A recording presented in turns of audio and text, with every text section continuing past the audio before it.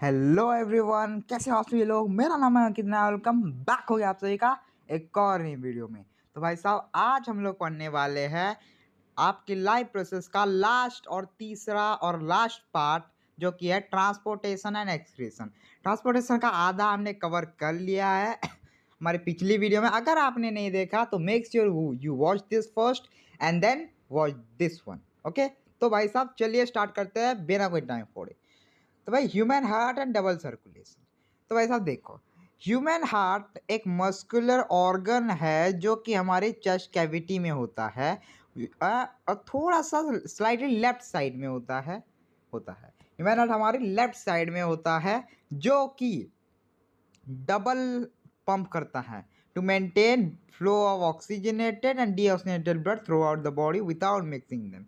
मतलब human heart एक ऐसा मस्कुलर ऑर्गन है जो कि हमारे चेस्ट कैविटी में प्रेजेंट है। किधर प्रेजेंट है? हमारी चेस्ट कैविटी के लेफ्ट, थोड़े से लेफ्ट साइड में, जो कि 2 बार पंप करता है ताकि ये ऑक्सीजनेटेड और डीऑक्सीजनेटेड ब्लड के फ्लो को हमारी बॉडी में उनको मिक्स किए बिना मेंटेन कर सके। ओके, तो भाई साहब ह्यूमन हार्ट का डायग्राम इतना, ह्यूमन हार्ट का इतना ही है। मस्कुलर ऑर्गन है, चेस्ट कैविटी में होता है, हर डबल पंप करता है और हमारी फ्लो को मेंटेन रखता है। समझे? अब देखो इसका स्ट्रक्चर कैसा है भाई साहब। इसके अंदर टोटल 4 चेम्बर्स होते हैं, 4।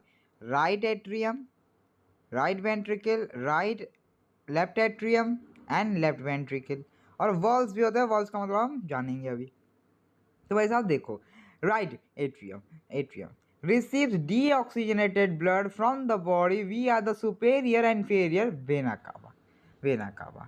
अब देखो भाई साहब, राइट एट्रियम क्या करता है? देखो भाई साहब, राइट एट्रियम मतलब, देखो भाई साहब, हार्ट जो है वो 4 चेम्बर्स में डिवाइड होता है। ये हार्ट नहीं है, ये हार्ट नहीं होता भाई साहब, आपको जो पता है वो हार्ट नहीं है। तो भाई साहब ये जो हार्ट होता है वो 4 चेम्बर्स में होता है। हम ऐसा बना देते हैं हार्ट। यस, ऊपर वाले चेम्बर्स को कहा जाता है एट्रियम और नीचे वाले को वेंट्रिकल्स। ओके, एक चीज याद रखो, एट्रियम हमेशा रिसीव करते हैं और वेंट्रिकल हमेशा रिलीज करते हैं। समझे ना? एट्रियम हमेशा रिसीव करते हैं और वेंट्रिकल हमेशा रिलीज करते हैं, ये चीज़ याद रखना। फिर देखो भाई साहब, राइट एट्रियम मतलब ये डीऑक्सीजनेटेड ब्लड को पाता है from the body via the superior और inferior vena cava. Vena cava जो हमारी होती है, वेना कावा का मतलब आपको नहीं पता तो मैंने आज एक शॉर्ट डाला है, उसमें देख लेना। वेना कावा जो होती है वो उससे रिसीव करता है, ह्यूमन हार्ट उससे डीऑक्सीजनेटेड ब्लड रिसीव करता है। राइट वेंट्रिकल, राइट वेंट्रिकल क्या करता है? उसी डीऑक्सीजनेटेड ब्लड को पंप कर देता है टुवर्ड्स द लंग्स। फिर लंग्स से जब आता है ऑक्सीजनेटेड ब्लड तो वो रिसीव करता है लेफ्ट एट्रियम, और जब लंग तो वो देता है राइट वेंट्रिकल को, और लेफ्ट वेंट्रिकल को, और लेफ्ट वेंट्रिकल उसके बाद फिर बॉडी को देती है। ये चारों को चारों हमने फटाफट से समझ लिए हैं। अब देखते हैं वॉल्स। वॉल्स जो है वो 3 टाइप के होते हैं, ट्राइकॉस्पिड, बाइकॉस्पिड, और जिसको मिट्रल भी होता है, और सेमी ल्यूनर। अब देखो हमारा हार्ट में 4 चेम्बर्स जो है, इनके बीच में एक वॉल होती है जिसको हम बोलते हैं सेप्टम। इसको हम बोलते हैं क्या? सेप्टम बोलते हैं। ओके ओके, और इन दोनों जो होता है, इन दोनों के बीच में एक वॉल्व होता है। वॉल्व का मतलब भी आप उस चैनल में देख सकते हो मेरे। वॉल्व होता है जो कि जब खुल जाता है तो ब्लड अंदर आ जाता है, बंद हो जाता है तो इधर से इधर जाना बंद हो जाता है। देखो इधर लेफ्ट साइड में जो वॉल्व होते हैं उसको हम बोलते हैं ट्राइकस्पिड, और राइट साइड में जो वॉल्व होते हैं उसको हम बोलते हैं बाइकस्पिड और सेमिलियनर भी बोलते हैं। सेमिलियनर मतलब वेन में जो वॉल्व होते हैं उसको हम सेमिलियनर बोलते हैं। इतना इतना अगर आपको समझ में आया तो भाई साहब कमेंट्स में ज़रूर बताना। ओके, तो भाई साहब अब देखो schematic representation of double circulation. देखो लेफ्ट एट्रियम पे ब्लड आता है, left ventricle, sorry wait, right atrium पे ब्लड आता है पहले। बॉडी टिश्यूज से डीऑक्सीजनेटेड ब्लड राइट एट्रियम में आता है, राइट एट्रियम से राइट वेंट्रिकल में आता है, राइट वेंट्रिकल से लंग्स तक जाता है, लंग्स से ऑक्सीजनेट होके लेफ्ट एट्रियम में आता है, फिर लेफ्ट वेंट्रिकल में आता है, फिर बॉडी टिश्यूज से वापस ऑक्सीजनेटेड ब्लड चला जाता है। अब देखते हैं डबल सर्कुलेशन क्यों। In double circulation blood passes through the body twice दो बार सांस करता है। एक बार पल्मोनरी सर्कुलेशन बोलता है, एक बार सिस्टमिक सर्कुलेशन बोलते हैं सॉरी। ओके, तो पल्मोनरी सर्कुलेशन मतलब जब लंग्स और हार्ट के बीच में जो ब्लड का एक्सचेंज होता है उसका हम बोलते हैं पल्मोनरी सर्कुलेशन। और जो बॉडी और हार्ट के बीच में ब्लड का एक्सचेंज होता है उसका हम बोलते हैं सिस्टमिक सर्कुलेशन। ये क्या करता है, ये इसका एक बहुत बड़ा काम होता है कि ये वार्म ब्लडेड एनिमल्स में बॉडी टेम्परेचर को मेंटेन करता है। जैसे आपको पता होगा, आप अगर मनाली में है जिधर टेम्परेचर 13 डिग्री है तब भी आपकी बॉडी का टेम्परेचर 37 डिग्री होगा। आप अगर अगर हिमाचल प्रदेश में है जहाँ आपका टेम्परेचर 1 डिग्री है तब भी आपका 37 डिग्री होगा। अगर आप राजस्थान में है जहाँ 50 डिग्री सेल्सियस तब भी आपका बॉडी टेम्परेचर 37 डिग्री ही होगा। क्यों? क्योंकि हमारी बॉडी अपने टेम्परेचर को मेंटेन रखती है। ओके, ठीक है। फिर आता है ट्रांसपोर्टेशन इन प्लांट्स। प्लांट्स में कैसे ट्रांसपोर्टेशन होता है, दो टिश्यूज होता है प्लांट्स में, जाइलम और फ्लोएम, जो कि ट्रांसपोर्टेशन में हेल्प करते हैं प्लांट्स के अंदर। जाकि जाइलम वाटर और मिनरल्स को ट्रांसपोर्ट करता है, जाइलम वाटर और मिनरल्स को, और फूड को ट्रांसपोर्ट करता है फ्लोएम।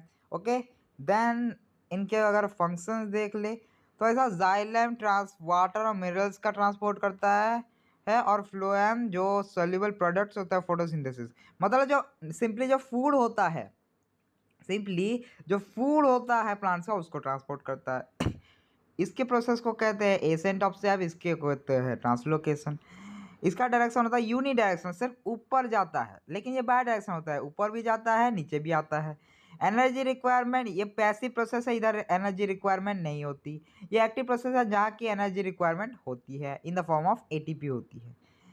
उसके बाद ये इधर ट्रैकियड वेसल होते हैं जो कि मोस्टली सारे के सारे मिनरल्स और वाटर को लेते हैं। इसमें और दो होते हैं जो कि आपने 9th में पढ़ा होगा, एक होता है जाइलम पैरेन्काइमा और एक होता है xylem fibre. Okay, xylem fibre protection के लिए होता है, पैरेन्काइमा स्टोर करने के लिए होता है। ओके, फिर इधर आता है फ्लोएम पैरेन्काइमा और फ्लोएम फाइबर। ओके, इधर दो आपने पढ़े ही होंगे। फिर सीप ट्यूब और कंपोनेंट्स है, इधर के मेन पार्ट्स होते हैं। ओके, तो भाई साहब चलिए अब जाते हैं रूट प्रेशर की तरफ। Active ion intake of root cell creates osmotic, पता नहीं क्या है। ओके, तो भाई साहब देखो, जब रूट्स जो है हमारे, जब सॉइल से वो आयन्स की चेंज की वजह से वाटर को रूट से ऊपर की तरफ भेज देते हैं, उसको हम बोलते हैं रूट प्रेशर।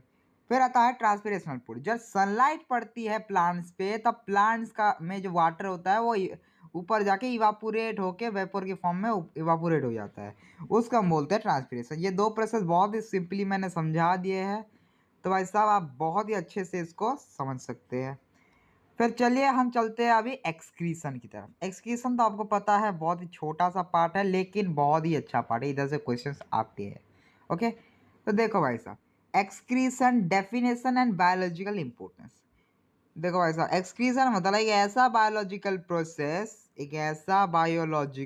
प्रोसेस जहाँ के ऑर्गेनिजम्स अपने मेटाबॉलिक नाइट्रोजनस वेस्ट प्रोडक्ट्स को, जैसे यूरिया हो गया, यूरिक एसिड हो गया, अमोनिया हो गया, इन सब को बाहर निकाल देते हैं अपनी बॉडी में से, उसको हम बोलते हैं एक्सक्रीशन।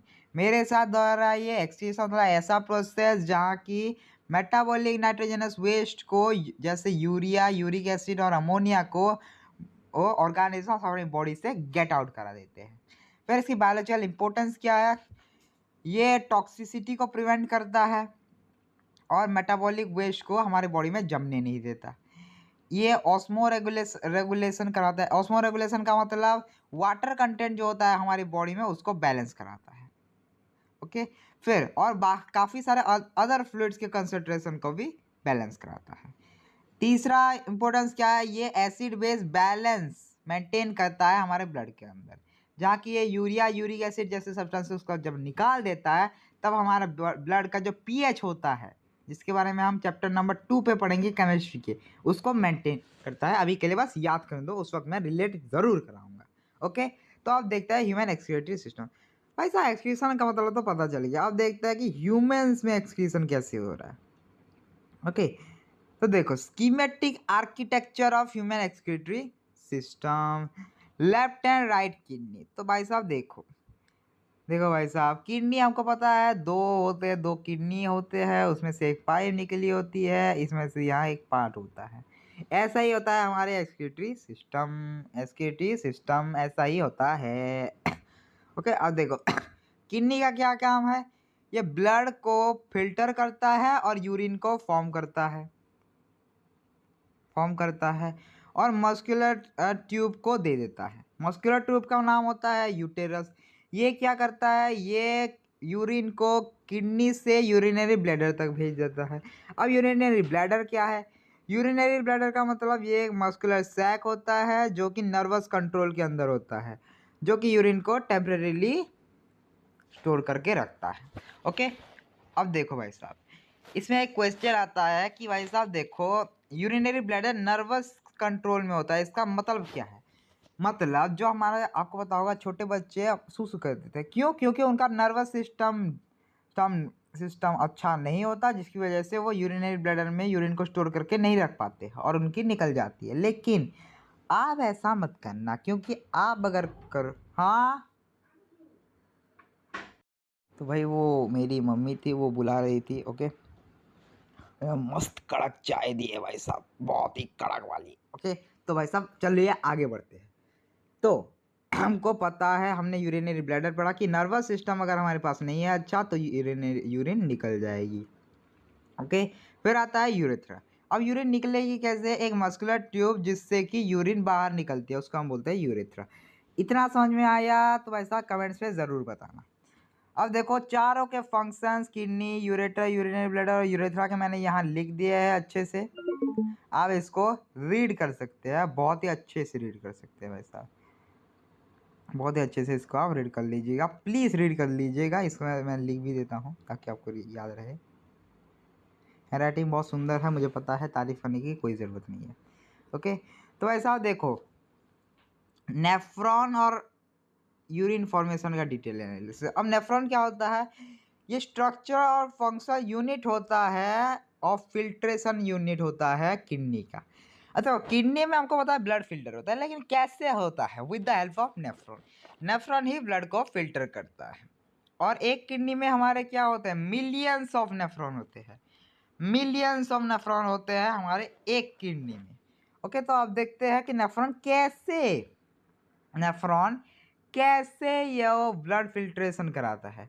तो भाई साहब देखो, नेफ्रॉन क्या कराता है? Renal artery branch, glomerulus, बोमेंस capsule, proximal convoluted tubule, loop of Henry, distal convoluted tubule, collecting duct, ये सारी की सारी चीज़ें नेफ्रॉन के अंदर होती है। कैसे? अब देखो नेफ्रॉन कैसा ब्लड फिल्ट्रेशन कराता है। तो भाई साहब देखो, पहले ब्लड आता है रीनल आर्टरी ब्रांच से किडनी के अंदर, फिर आता है ग्लोमेरुलस जो कि फिल्ट्रेशन कराता है, जो कि बोमन्स कैप्सूल की तरफ भेज देता है। फिर प्रॉक्सिमल कन्वोल्यूटेड ट्यूब्यूल पे जाता है, उधर से लूप ऑफ हेनरी पे जाता है, उधर से डिस्टल कन्वोल्यूटेड ट्यूब्यूल पे जाता है, लास्ट में कलेक्टिंग डक्ट से लेकर यूरेटर तक चला जाता है। ओके, ये यूरेटर है। तो भाई साहब आप देखते हैं नेफ्रॉन के पार्ट्स और उनके स्पेसिफिक रोल्स। देखो भाई साहब, नेफ्रॉन में टोटल है 4 पार्ट्स, 4 ओके, 4 पार्ट्स है। पहला है बोमेंस कैप्सूल, मतलब ये कप लाइक सैक होता है जो कि ग्लोमेरुलस को एनक्लोज करके रखता है। और ये क्या करता है? ये इनिशियल फिल्ट्रेट फॉर्म करता है, इनिशियल फिल्ट्रेट का मतलब एक ऐसा सब्सटेंस जो कि हमारा यूरिन होता है, अगर उसमें हम एमिनो एसिड उसके बाद ग्लूकोज ये सब भी डाल दे, तब उधर उसको हम बोलते हैं इनिशियल फिल्ट्रेट।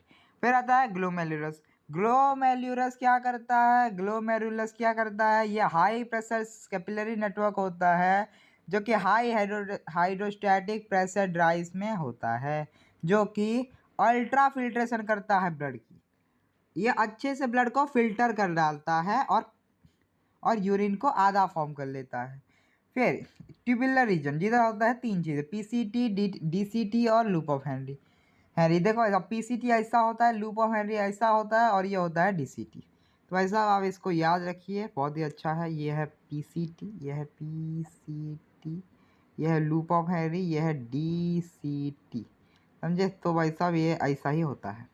ओके, तो भाई साहब देखो, सिलेक्टिव रीअब्जॉर्प्शन, ये दो प्रोसेस कराते हैं, सिलेक्टिव रीअब्जॉर्प्शन और tubular secretion. Essential substances like glucose, amino acids, salt, major water amounts are reabsorbed into particular capillaries।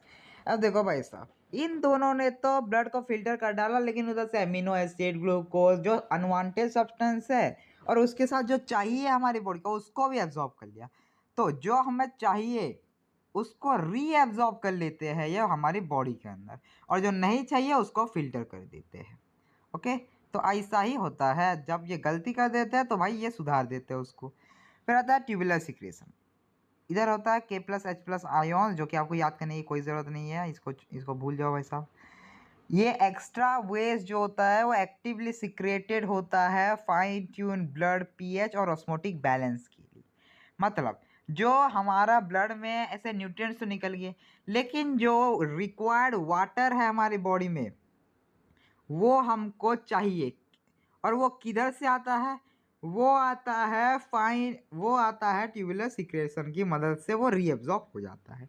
फिर आता है कलेक्टिंग डक्ट, जो कि यूरिन को रिसीव करता है मल्टीपल नेफ्रॉन्स के फिल्ट्रेशन के बाद, और इधर रिक्वायर्ड अमाउंट्स ऑफ वाटर होता है, ये ड्रेन करता है रीनल प्रेविल्स को यूरेटर के द्वारा। ओके, कलेक्टिंग डक्ट में पूरा का पूरा यूरिन होता है। तो भाई साहब हमारा चैप्टर ये जो है ग्लाइक प्रोसेसेस, ये होता है फिनिश। अगर आपको ये वीडियो पसंद आई हो तो guys subscribe, like and comment ज़रूर कर देना, क्योंकि आपका एक कमेंट मेरा दिन बना देता है। अगर आपको इस वीडियो में कोई भी कमी, मतलब कोई भी कमी अगर दिखाई दी तो भाई वो मुझे ज़रूर से बताना, क्योंकि मैं इम्प्रूवमेंट की ज़रूर कोशिश करूँगा। अगर आप चाहते हैं मैं कुछ और लाऊं तो वो भी मैं लाऊंगा। और भाई मैंने एक प्लान किया है कि लाइव प्रोसेसेस में आपको पता है काफ़ी सारे लोग गलतियां करते हैं, तो उन गलतियों को मैं हाईलाइट कराने वाला हूँ। और भाई उन गलतियों को हाईलाइट कराने वाला हूँ और बताने वाला हूँ कि आप क्या गलतियाँ करते हो और आप कैसे उनको सुधार सकते हो। तो भाई वो वीडियो ज़रूर से देखना। ओके, तो भाई signing off with this, video को लाइक कर दो, सब्सक्राइब कर दो, अपने दोस्तों के साथ ज़रूर शेयर करो ताकि उनको भी ये अच्छे से समझ आए। ओके, अगर कोई कमी हो तो ज़रूर बताना। Ankit Nayak signing off with this, thank you, have a nice day.